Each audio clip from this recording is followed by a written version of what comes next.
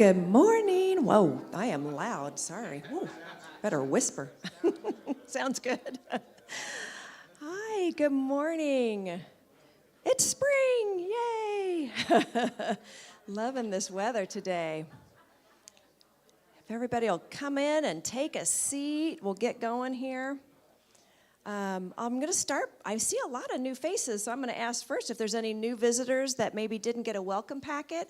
If you'd like one, just raise your hand, and my welcome team will bring one over to you. Here we've got somebody in the back, Denise. Yep, she's on it. She'll be right there. Anybody else that needs a welcome packet? Oh, we have somebody up in front too, Denise. Up here too. Yep, there you go. Awesome. Well, welcome. Feel free to get coffee and treats, and you can have them here in the sanctuary while you're watching the service. Welcome to our online participants. We have a really strong community online, so we're very grateful that they're there and watching us and supporting us. Today we have Peter Parnegg that's going to be speaking with us today. Yay. And JoEllen will be doing the reading, and we have Elise Wonder doing their music today. Yay, what a good day. Youth and Family program is focusing on foundation stones in the month of April. Today, the topic is respect for myself and others. Maybe we should all go to the youth room. I think that would be a good thing we all learn on. Every weekend after the service, we have a prayer chaplain down this hallway in the Myrtle room. They'll be there for about 10 minutes if you need any prayer support. Today, it'll be Ginny Hout. Ginny is somewhere. I don't know. On April 16th, there is a Tuesday talk and tea at 10. This month, it's at Kimber Hawes' house, and you can contact her. There's a phone number, but I'm not going to read it because you're not going to write it down real quick. We'll figure out how to get you connected with her. It's on the Let's Get Together board. Thanks, Lil. All right, let's go ahead and get anybody else that needs to make announcements. Good morning. I have a couple quick things. This Thursday, excuse me, is our next drumming circle. We've had great groups, had up to 20 people the last two times. We're really getting our groove on. We're having a lot of fun. So if you're interested, come and join us Thursday, the 18th at 5 p.m. in the Roomy Room. Friday, the next day, our walking group continues on with a walk at 2 o'clock. The 19th, we're going to meet at Spring Canyon Park at 2 p.m. The parking lot near the dog park. We'll walk south toward Kathy Fromm Prairie. Hope you can join us. Thank you.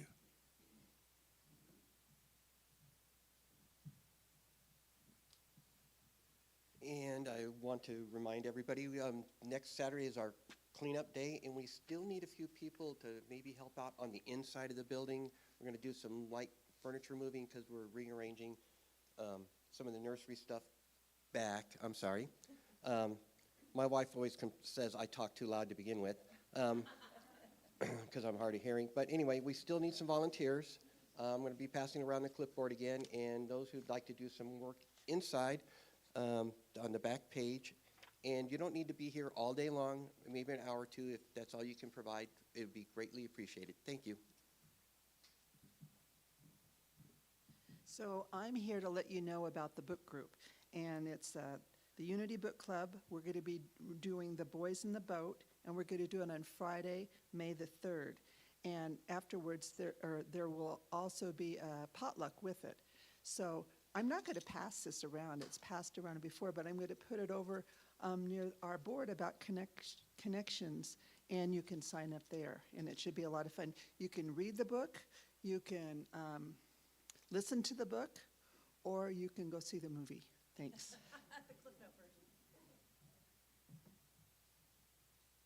I'm going to come in here and interrupt here for a second. Hey, did you know that for the past 4 years we've been having a spiritual discussion group on Thursdays?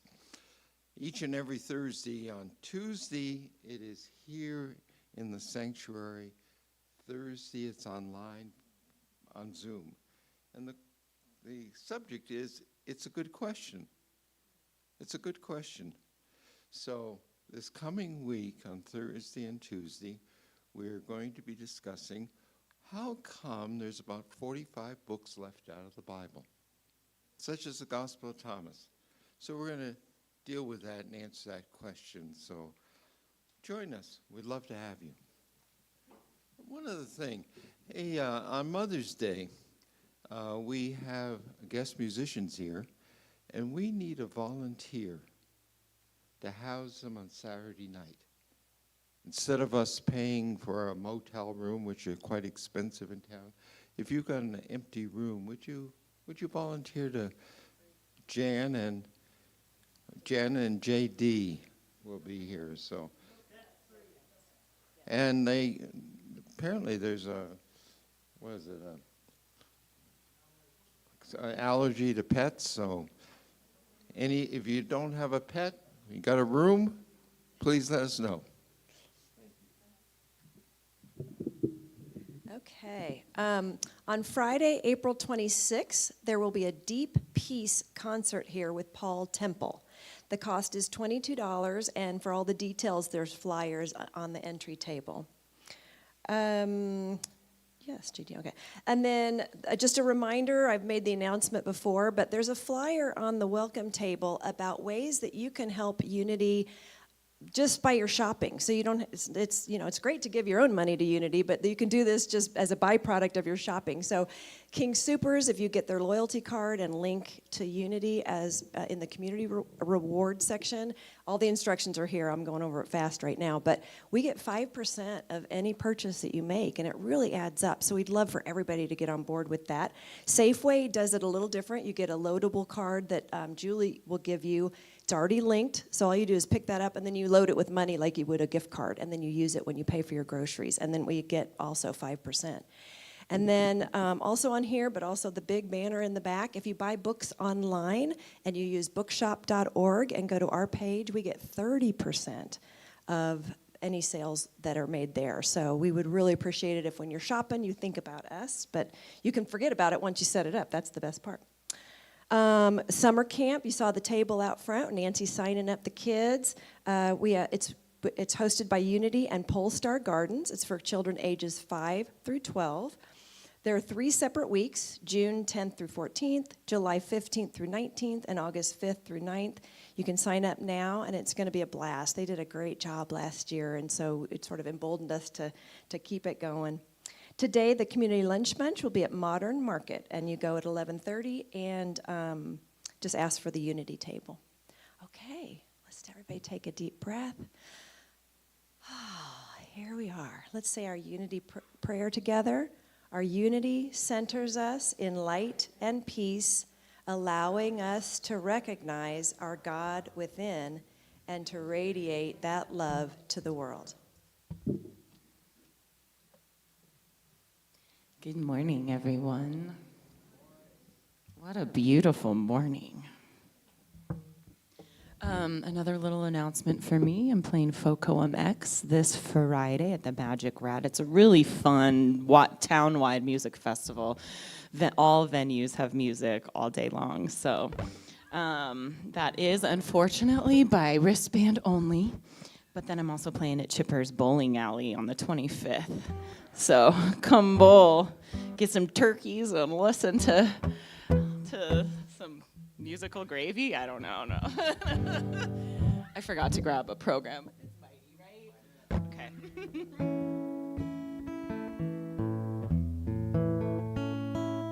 So I'm actually really excited, and I chose this song for a reason. I wrote this like 6 or 7 months ago.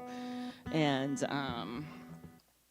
Peter came up, our speaker for the day, came up and said that he loved my song and he wanted to get me into his home studio and record with him. So Peter and I have actually recorded this song together. We're still working on it. It's still in its final touches, but it'll be exciting to share that audio with you when we're done with it. Peter's he's a great musician, a great mind, so I'm grateful, yeah, and his lovely wife, Tamara. Okay, let's boogie.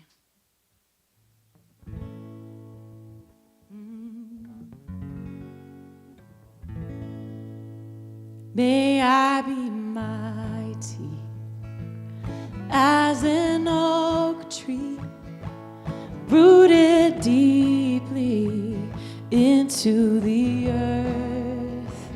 May I free as the golden eagle. May I be humble like the bumblebee. Oh, to be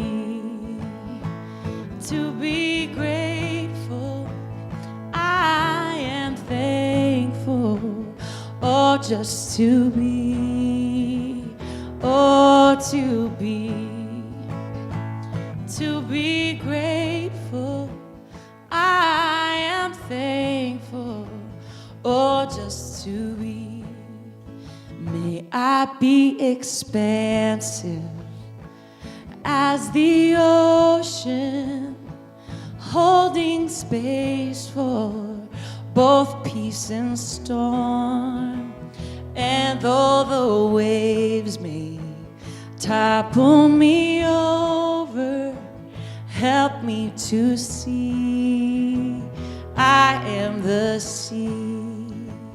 And when the, oh yeah. Oh, to be, it's my own song. To be grateful, I am thankful. Oh, just to be. Oh, to be grateful, I am thankful. Oh, just to be, to the bridge. And when the darkness closes in, lightning crashing, thoughts are thundering, help me remember love is an ocean, love is the ocean.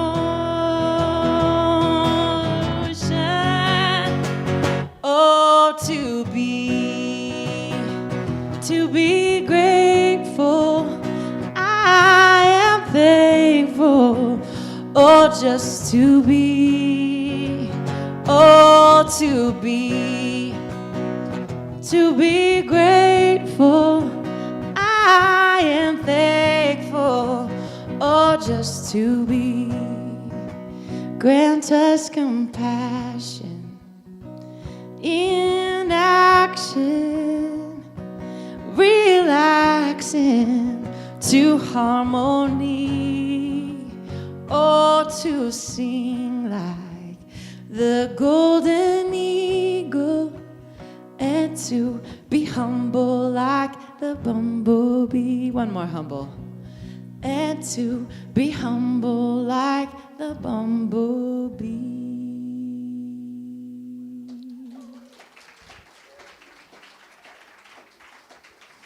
And now a reading from our very own JoEllen.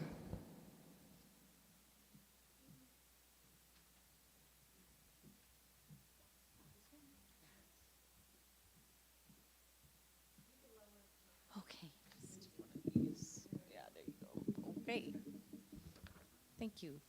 I'm so amazed that people can pick up on songs so quickly and sing along with us just like that. That's great. Wonderful. Thanks for joining. Yeah, what a beautiful song. Thank you. I'm not Kelly. Kelly James was supposed to do the reading today. This is what she chose. And I think she's out of gallbladder surgery by now. So, and she said I could say that. So I'm reading this in her stead. Transforming Self-Image Through Releases and Affirmations by Kaitlin Osman. Kaitlin Osman has been the product development specialist at Unity World Headquarters since 2018. For most of my early adulthood, I turned up my nose at positive affirmations. They seemed silly and frivolous, like all the I's should be dotted with little hearts. People who recited affirmations to themselves seemed naive. Later, I learned the reason I couldn't look in a mirror and say, I am enough, wasn't because I was too good for those ideas. It was because I didn't believe them. My judgment about affirmations was rooted in a deep well of negative self-talk that I had to work through before positive affirmations could resonate. I found my path towards self-acceptance and empowerment in the practice of releasing and affirming. Releases and affirmations operate on a simple principle. By acknowledging and releasing negative beliefs, you create space for positive affirmations to flourish. The process begins with introspection to confront the deep-seated insecurities and self-doubt that have shaped your self-image. The first step is releasing these negative beliefs with compassion and understanding. This requires honesty and vulnerability. By letting go of self-limiting beliefs, you create room for growth and transformation. The second step involves crafting positive affirmations that counteract the negativity you've released. These affirmations should be personalized and empowering, reflecting your inherent worth and potential. By affirming your strengths, values, and aspirations, you can shift your mindset toward one of self-love and acceptance. Practicing releases and affirmations isn't always easy. No. It requires patience and a willingness to confront discomfort. But with consistency and perseverance, it can gradually rewire your thought patterns. With practice, you can transform your self-image and cultivate a mindset of positivity and possibility like never before.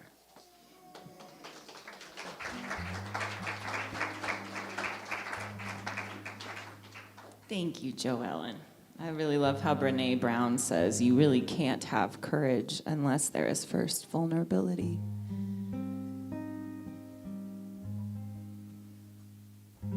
It's so easy to get caught up in elementary stuff, and day-to-day living's got me feeling more like giving up than picking up and carrying on.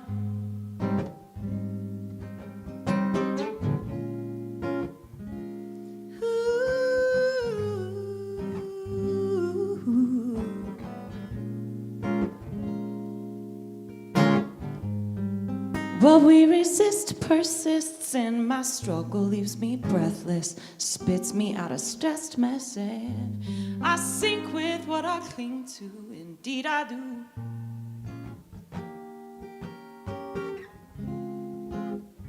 So when I feel that life is pulling me under, it's the best I can do to keep my head above water.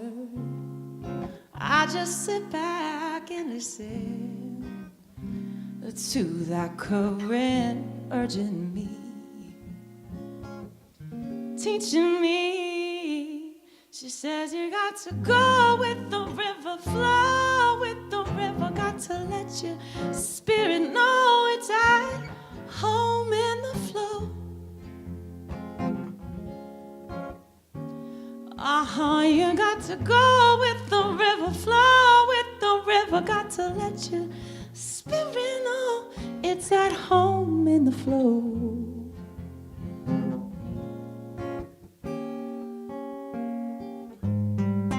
And straight up breaks that levee you could never quite be ready for.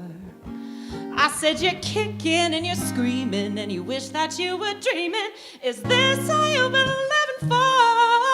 I said you're giving it all your strength and it's taking up all your strength. What you gonna do? What you gonna do?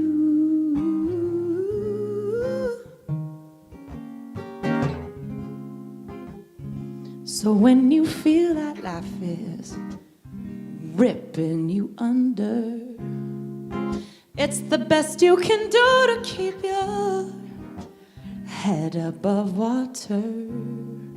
Won't you sit back and listen to that current urging you,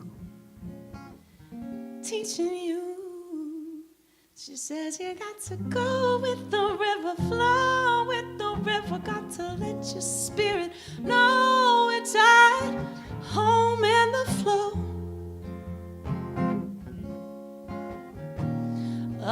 You got to go with the river, flow with the river, got to let your Spirit, oh, it's at home in the flow. And when you catch that peaceful eddy, you got to dip your toes in the river. You got to dig 'em down to that cool, clean bottom. Go down to that cool, clean river. Praise the deep. You got to let go with the river.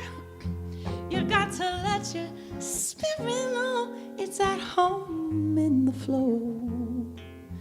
And praise the deep, praise the deep, praise the clean, clean water.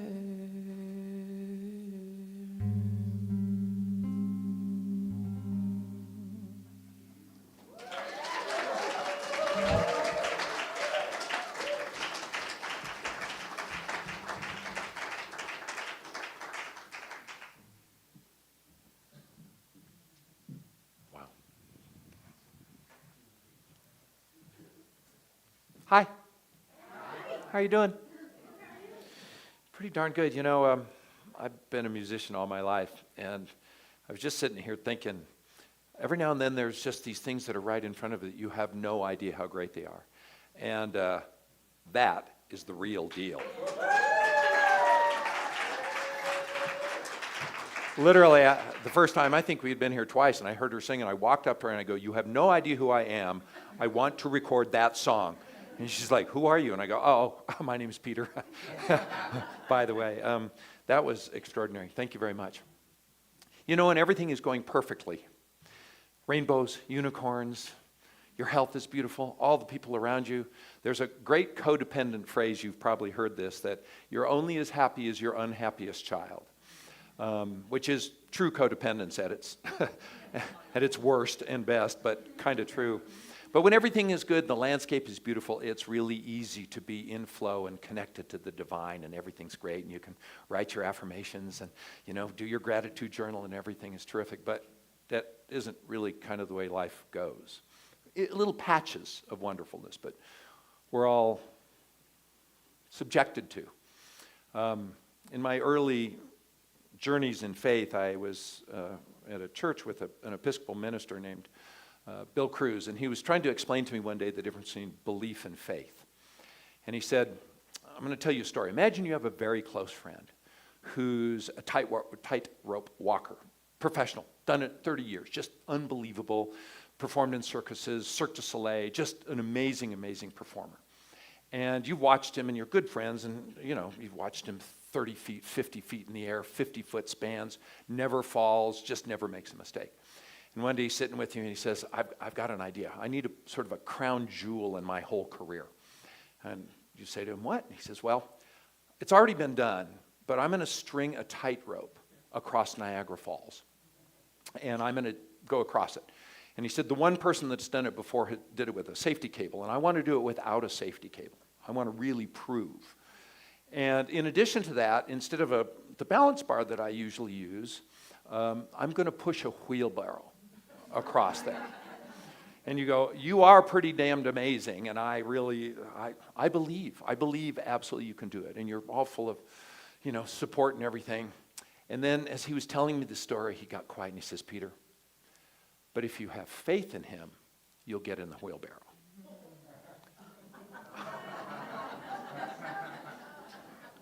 Some people use the words faith and belief interchangeably, but I think they're different. Belief is a left brain decision, essentially, based on analysis and consideration. You know, faith might be considered an act or a verb. John Mayer, in one of his great songs, Love is a Verb, he says, his chorus, you gotta show. And that's really spot on. Faith in the divine or the universe or God, whatever we choose to talk about it, or anything unseen, it really is the ultimate act of trust. Some have called faith in God blind faith. We've all heard that. Because there is no, wouldn't it be great? There's no immutable, incontrovertible evidence that there is a divine. Now you might argue with that, but that's for another conversation. So we proceed blindly. In other words, we fly without a net, without a cable. That's what faith is. So the building of trust is ultimately a process. It may feel like a destination, but I think if we think about it in the context of a human relationship, it starts with meeting somebody. You meet a person, whether it's romantic or non-romantic. And then you make a decision to continue that relationship or exploration based on the vibe. How do you feel about the person? Say, I had a good vibe about him. I could see myself going a little farther. And then we start spending time with them, and we see how they act, and we see how they respond to situations, other people, see how they respond to us. We test their worldview, maybe their politics. We look at how they treat their animals. Some people have said, how do you treat your dog? I can hang with you, or not. And then maybe how they treat their parents or their children. And it's a process of discovery and discernment. We weigh the things that we like, and we weigh the things that we don't like. And if the relationship blossoms as we navigate the interactions, the differences of opinion, the preferences, trust begins to build based on consistency and, more importantly, a net positive congruity with their personal view and my personal worldview. Things are going along. If we match on enough accounts with our personal rule book, we choose to trust them. And it's a left brain exercise. But at some point, the trust has to make a leap of faith if you're going to go farther. And faith is that magical moment when we decide that we have enough evidence to get in the wheelbarrow with them. Maybe one foot, maybe both, but I'll give her a go. And faith is a pact that says, I don't know what the future will bring, but I have faith that when something difficult and unexpected happens, you'll be there with me. You'll act correctly in a way that I need. And you can't fix everything, but you will at least be there, and I can count on you. It's spoken in our traditional wedding vows, in sickness and in health, for better or for worse. It's really a forward verb of faith in the other person. So then sometimes the person falls. You've invested in them, and faith stumbles. And then we fall together. The wheelbarrow, everything goes down. And they fall, and we fall, and faith and trust get damaged. Maybe irreparably. Maybe a broken heart or a broken soul. Or maybe it's just a fender bender and a bruised knee, and it's like, yeah, I can get over it. We trusted that person because we experienced them, which caused us to be faithful in them. We saw them in action, and most importantly, it happened over time because we spent a lot of time together and before we took the leap. And the leap is the single most vulnerable act we can make to another person. We're in the wheelbarrow. But how can we have faith in the divine is really the bigger question. How do we spend time with it? How do we experience it? And how do we start to understand the divine's worldview? How do we know if we align with the divine unless we understand it? And how do we get to learn what they like? And I keep using they, pronoun specific, he, she, it, they, them. I think that's all the divine, so I'll just go forward with that. How do we learn to trust them so that we even consider getting into the wheelbarrow is the conversation at this point. And most importantly, if you did get in, when the wheelbarrow that we have so courageously decided to get into falls and it has sent us plummeting into pain and despair, how do we manage that? It's like, I thought God never let us down, and now my ass is in a heap of pain on the rocks of Niagara Falls. WTF. And all of a sudden it's like, now what? So first and foremost, I think we have to spend time with the divine. There is no alternative. The universe, the energy field, through various modalities. One route is to spend time with any of the countless works written for centuries by a plethora of teachers. I've often made the metaphor, I've likened the Bible, conversations with God, the Quran, the Torah, the works of the founders of unity, Sufi, Rumi, Buddha, to operators' manuals created for our benefit that have been delivered through multiple channels for us to consume. And they all lead ultimately to the same place, to the divine. One of my favorite phrases is, many rivers, one ocean. So I want to acknowledge that I'm going to do a metaphor now that's pretty simplistic, but it helps me put some order on things. And if you find it too simple, just bear with me here on this one. But let's imagine just for fun that the Creator, the divine, whips through 6 exhausting days of creation, Genesis, takes 7th day off to rest, or maybe an alternative design idea gins up the Big Bang. Woof. Now we've got a universe. Now I got to make a world. Now I've got to make humans, and then says to the humans after the world is completed, 6 days later, okay, kids, here are the keys. It's all yours. This baby's yours to own, to drive, and to care for from now on. It's all yours. And by the way, so you'll know, I've provided a bunch of different instruction manuals for you to read. You can study them. You can learn to see exactly how this thing could work really well, or you can ignore them, of course. And by the way, you can always call me up for advice, but knock yourself out. It's yours. Free will has been granted. We have the keys to the kingdom. Drive it as we like. Now, let's stop for a second and take, I think, an important leap backward.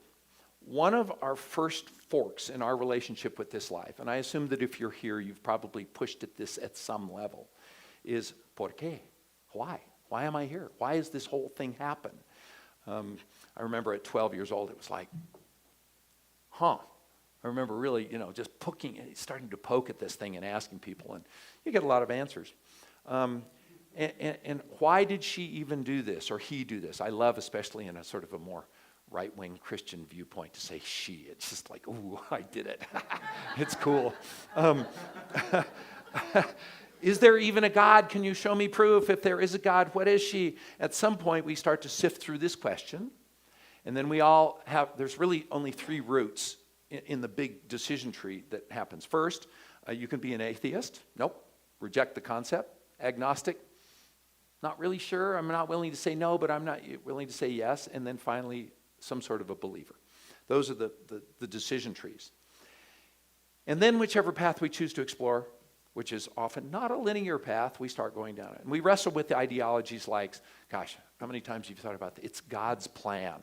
I always wondered at the Super Bowl, if Eli Manning and Tom Brady prayed equally the night before to win the Super Bowl, does God decide the outcome on that one? I'm going to weigh in, I don't think so. Or everything happens for a reason. We hear that all the time. And it's like, well, why does that happen? Is this like God's pet farm, moving things around? Or a big one for me that really I had to wrestle with is if God is all accepting and not judgmental, how can there be a judgment day? How can those two things sit side by side? And we're told that God isn't a person, it's energy. God isn't everything. And then if it's everything, why does wickedness happen? Is God wicked in its soul? And those are, I think, those are the core theological questions that at some point we all have to bump up against if we're seeking. So I think those are essential stopping points on our way to make sense of this existence. And by the way, the atheist says, why do we even have to claim a creator? Who says? Why can't we just say it's evolution?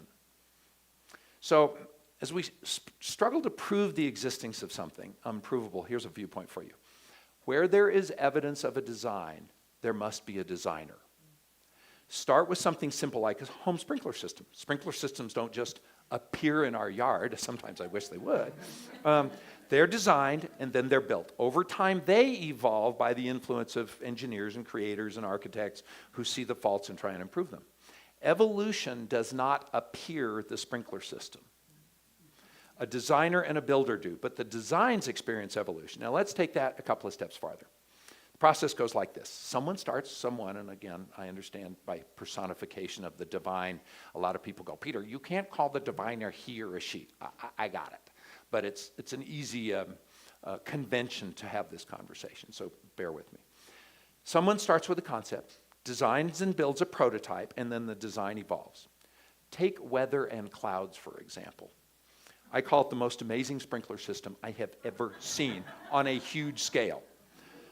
So one day in the story, the divine landscape maintenance manager is sitting with its team going, we have a task. We have to water that 600,000 acres over there. It's like Kansas. And how are we going to get water over there? Now, someone in divine logistics goes, well, I have an idea. I'm going to design a portable water system that will hold gigantic volumes of water. I think I'm going to call it clouds. And then they go, but anybody got an idea on how to make it portable? And then someone in divine logistics says, well, I have an idea. I've got an idea called wind. I haven't tested it, but I think we can move these sprinklers around all over in the air, and I can move it up to 120 miles per hour with my wind idea. Oh, the team says, that's really good. Now, that's a pretty genius system in my mind. that if you're talking about design or design, that's killer, you know. The divine landscaper then says, oh, and by the way, you know, let's not spread ourselves too thin. Let's design some plants that only live on 1 inch of water a year. We'll call it a desert, so we don't have to move the sprinklers over there. Now that too is some seriously cool design stuff in my book. Clouds, wind, water, snow, rain, hail, fog are all astounding designs in my view. But what designed them? If we say evolution, my answer is, heck yeah. That's another mind-blowing design concept. I wonder who dreamt that up, that genius idea, evolution. It's not an either or. It's not evolution or God. In my view, the designer designed this brilliant idea of evolution. Golly, survival of the fittest, genetic selection. That's really smart stuff. Give him credit, right? So evolution is a design process and an astoundingly brilliant one from my view, but it isn't standalone. And the next step in this evolution of our relationship with this existence that many in here have already taken is to take the leap and go, okay, there's some decent logic there that there might be a creator. I can believe in that. Some of us, some of you are certain beyond a shadow of a doubt that there's a divine. That's not part of your daily questioning. There's a universal connecting energy, or you might be leaning towards that belief but not certain based on, if you watch the world right now, it wouldn't be hard to get rattled. Things are not going beautifully in many places, really difficult. And some of you, maybe even showed here up here the first day, you're peeking in to see if the recipe that the Unity Church serves up around spirituality and whether it suits your appetite and your worldview.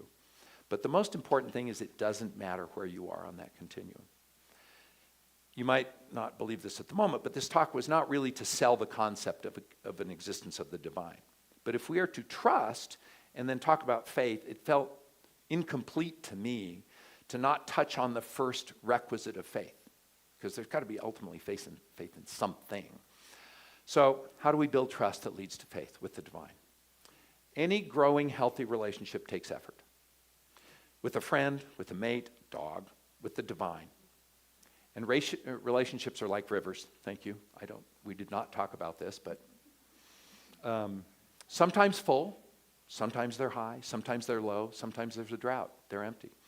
Sometimes they're frozen, and sometimes the most beautiful things that we can imagine are a river. In other words, they are always changing, even in their consistency. There's a book you might have heard of called Dig Your Well Before You're Thirsty. And as the title suggests, it says, don't wait until you need water to start digging your well. And in the ideal, that's obvious, that's like big fat duh. But often we seek a relationship with the divine when we are really, really thirsty. In other words, when a personal event has brought us to our knees, we are in excruciating pain, and we have nowhere to turn. And it almost starts transactionally at that point. We've all heard that, you make a deal. We try to make a deal with God. Something like, if you cure my sister's cancer, I will quit drinking. It's like, quid pro quo with God. The miracle of God, though, is that even though the first approach is always an ask, the beauty of God is there's no judgment. It's a welcoming acknowledgement of our pain. Someone who you don't know stops to help you spontaneously on the road because you need it, and the key is nothing asked in return. It's a free gift of love, offered wherever you are, whenever you are, however you are when you ask. And then we have the option to start a relationship. In other words, to start digging a well at that moment. So faith is only created by learning to trust. We learn to trust by spending time. And I've often thought that prayer, metaphorically, is stopping by a friend's house to see how they are. Knock on the door, giving time to listen, go in. Our work, when things get wobbly, and it isn't all unicorns and rainbows, is, and our trust is weak, is to make the effort to spend time with the divine. How do we do that? I've got some specific ideas. Sharon shared another one with me when we were talking about this. It's so great. I love this idea of thinking of prayer and meditation as picking up the phone. We're so used to it. So pick up the phone anytime you're wobbly, and instead of blurting out everything that's going on, go, hey, divine, I got a question. You got any advice for me today? What do you think I should do? It doesn't matter, by the way, how you address the divine. I don't think you get graded off if you use he, she, it, or her. She gets it. But just ask a question and then just listen. Start with that as a practice. How about number 2? Walk outside into your garden. But here's the key, and see if you can notice a couple of examples of stunning design that are beyond comprehension that you may in the past have overlooked. Just the idea of oxygen and carbon dioxide being exchanged with a body and trees and forests, that's a hell of an idea. That's a pretty amazing design. So every time you take a breath in, you've triggered a cycle. I don't know about you. Oh, by the way, wasn't the eclipse amazing? Yeah, that's a pretty crazy deal. Check this out. I don't know about you. And again, I'm using this metaphor repeatedly, but dreaming up the idea. Are there any physicists in here? Even if you have a little touch on it. The greater the density of an object, the greater the gravitational pull. Who dreamt that idea? That's good thinking. The design of orbits and gravity. The fact that we've got things orbiting in at one moment, perfectly aligned if you're in San Antonio, Texas. Not perfect in Fort Collins, but nevertheless. Third idea, reflect on something that someone did for you, unsolicited, that made you grateful. Somebody who just accidentally reached out and helped you, unsolicited. Here's another idea. Is anybody familiar with a book called The Artist's Way? Yeah, I have a joke in my life. I have 2 jokes. One, well, I have many, but 2 in particular is, gosh, that's working perfectly. I think I'll quit doing it. Oh, the human foibles. In The Artist's Way, they suggest, and this is for those of us who live in a creative world or trying to songwrite, that every day you try and free write for 3 pages. Just whatever comes. And they suggest in the book that the first page will be like, yesterday, my hair was okay, and I didn't get my makeup right, and I ate too many carbs, and, it'll be sort of like a journal of what happened. But then you're going to run out of the days prior, and all of a sudden this little portal opens that may be where the divine is lurking. And if you sit with that, instead of going, what do I say? You go, what do I need to hear?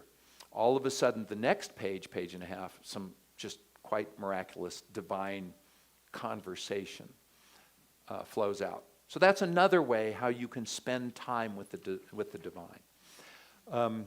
The way we gain trust is to spend time, as I've already said it, seeking to get to know it, listening for its language, her language, asking it questions as to its nature. And preferences.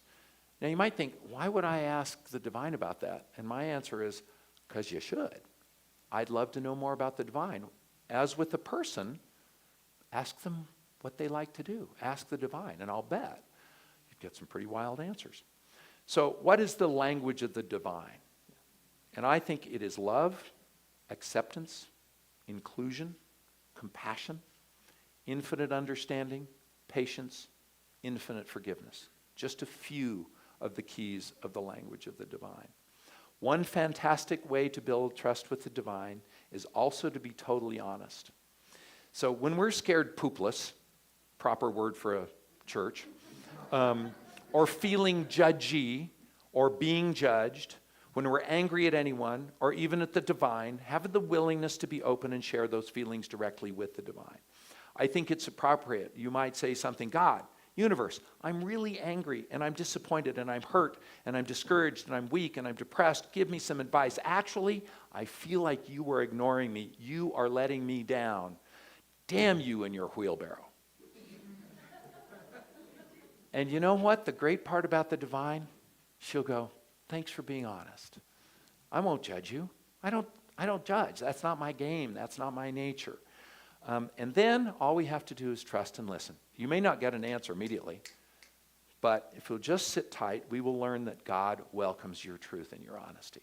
And now we're spending real time digging our well before we're thirsty, cultivating our relationship with the divine at a real level. So in a teaching, Jesus told us, if you have faith the size of a mustard seed, you will say to this mountain, move from here to there, and it will move, and nothing will be impossible for you. one of my very, very closest friends is an Episcopal priest, Brian Taylor, great musician. He was a 30 years minister in Albuquerque, and many, or if not most of my close friends I've been in bands with. There's something about music that does that, and he and I played forever.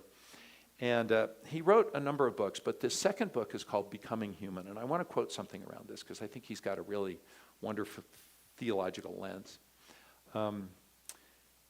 Now turn to Buddhist. He says in this book, this passage is often twisted, this mustard seed, into a formula for magic thinking. If you make yourself believe hard enough and force out of your mind all doubt, you will get, oh, I'm going the wrong direction. Yeah, sorry.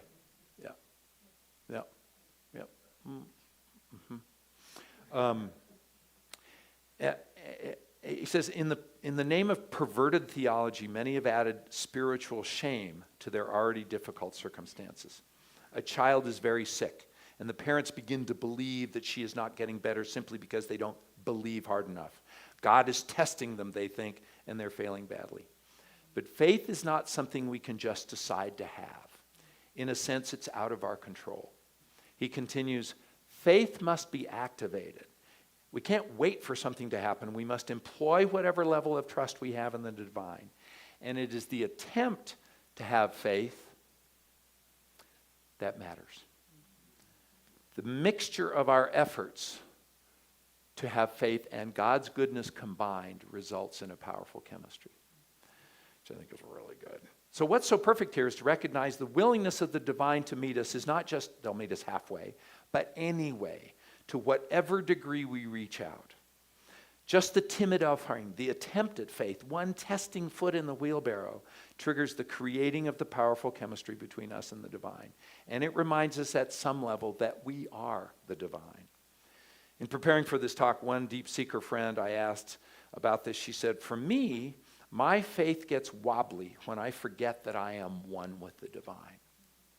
When I see my separation from the divine rather than seeing my oneness, I lose faith because I have forgotten my divine essence. Conversations with God, one of my really guiding books, God says, you and I are one. Therefore, this journey of life is not a journey to learn lessons because you are the all. You already know the truth. You just forgot it. Your true work is to remember your unity with me, not to learn your unity. It's already within us because we are the divine. So Brian finishes, faith is the result of learned experience. If we are not fortunate enough to have been given early life experiences that caused us to trust the world, we have to create this experience. So because we're wary, we must do it in small doses, a little bit risked and a little bit gained. So to put the bow in this conversation is to decide that faith is a practice. It's not an isn't, it's not an I got it or I don't. Some moments the connection to the divine is overwhelmingly clear and beautiful.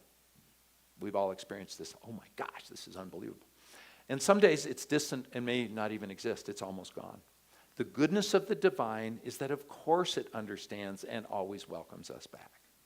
God would never test our faith. So all you have to do is try a little bit. The metaphor of the tiny mustard seed is that even a tiny bit of faith, mustard seed, combined with the goodness of God is unimaginably powerful. So go to the divine's house, stop in for a chat, maybe take a biscuit, who knows, ask for advice, tell it what you want, and trust that you have done all you could, which is enough, and you are in good hands. Thank you.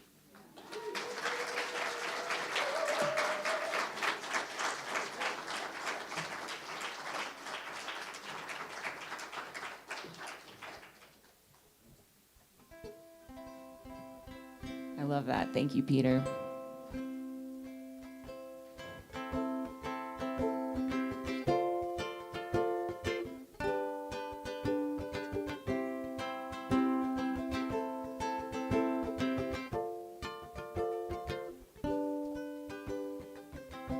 Our thoughts are prayers, and we are always praying.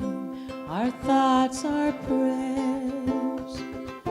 Listen to what you're saying. Seek a higher consciousness, a state of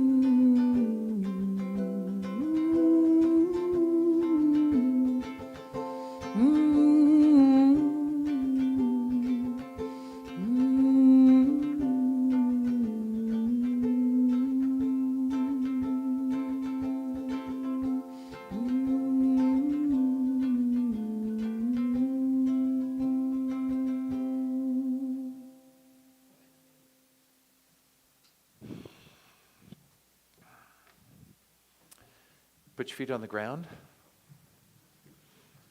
Knowing that we're only sitting here and not floating around because of gravity. And let's just try and find one thing that we've maybe overlooked that somehow helps us connect with the divine. Something that, maybe you saw a baby recently.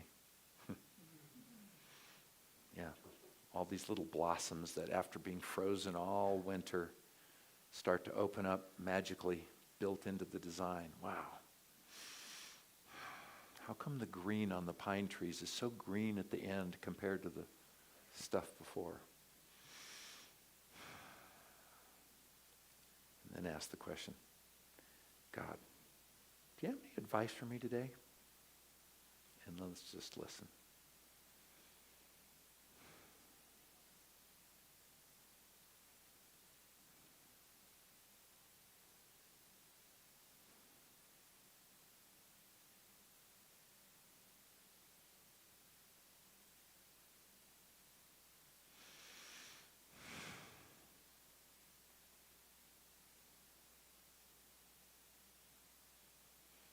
Anybody got an answer of any kind? Yeah. Whatever came to you. That's probably the answer. Thank you.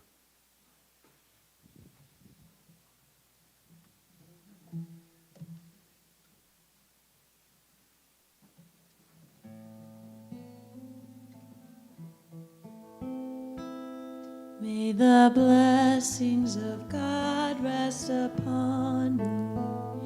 May God's peace abide in me. May God's presence illuminate my heart now and forevermore. May the blessings of God rest upon you. May God's peace abide in you. May God's presence illuminate our heart now and forevermore. May the blessings of God rest upon us. May God's peace abide in us. May God's presence illuminate your hearts now and forevermore. Now and forevermore.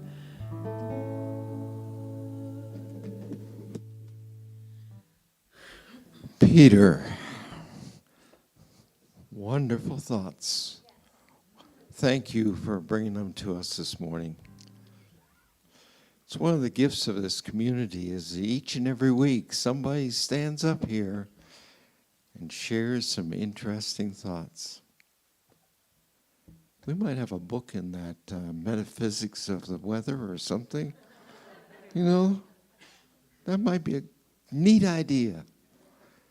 Have you thought about it? It's all intelligent design. So our time has come for our offering. It's a sacred part of the service. It's how we support all that goes on here. Not only on Sunday, but throughout the week, throughout the month, throughout the years. So I invite you to take your offering and hold it gently in your hands. And fill it up with love. Expand it. Expand it. Expand it with love. So I'll have our ushers come forward, and let's bless our offering with the words on the screen. Divine love through me blesses and multiplies all that I am, all that I give, and all that I receive. Thank you, God.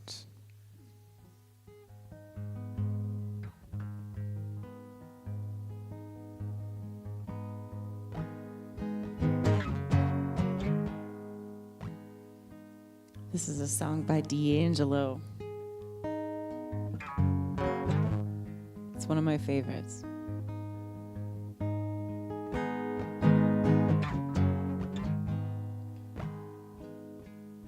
May I stand unshaken amidst the crash of the world. May I stand unshaken amidst the crash of the world. Did I hear that thunder? Did I hear you pray? I can't quite remember just what got in people's way, but I stand unshaken amidst the crash of the world. And if you want to join in on this part, I said I stand unshaken amidst the crash of the world. Oh, the pines, they often whisper, no tongue can tell. He who drinks from the deep water, may he know the depths of the well. And I stand unshaken amidst the trash of the world, the crash of the world, the trash of the world. And I stand unshaken amidst the crash of the world. Oh, traveler, where have you gone? Where the crossroads, where you been? Where you been? Yeah. I once was standing tall, now I feel my back's against the wall. Should I stand unshaken amidst the crash of the world? May I stand unshaken amidst the crash of the world? One more time. May I stand unshaken amidst the crash of the world. Hey, I stand unshaken amidst the crash of the world.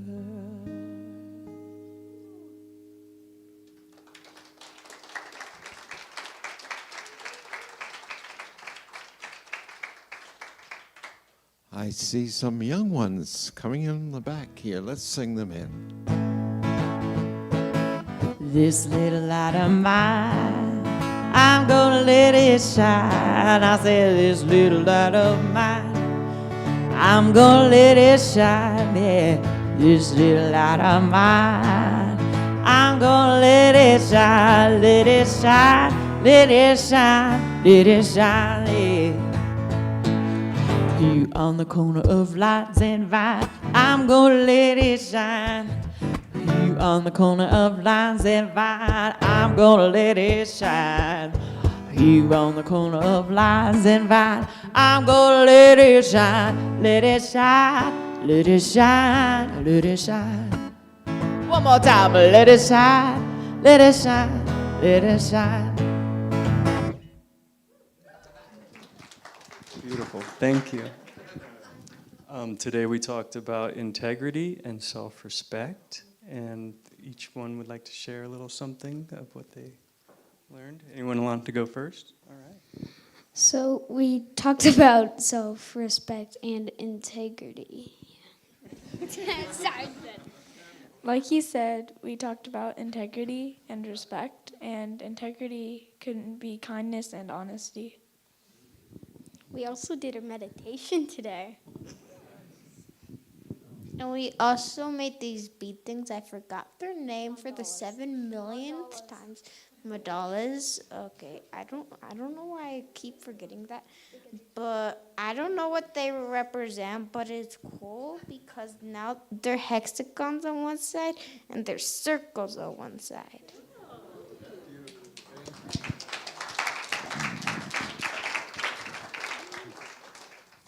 Well, thank you. We love to have the kids come up because they represent the many kids that are back here in our youth and family program. And we want to thank all of the workers that can't be in the service this morning because of what they're doing with our youth and children. So thank you. Well, I think that should do it for today. So let's all circle up, gather in a circle, hold the hands of a dear one, and maybe if you don't know them, introduce yourself real quickly.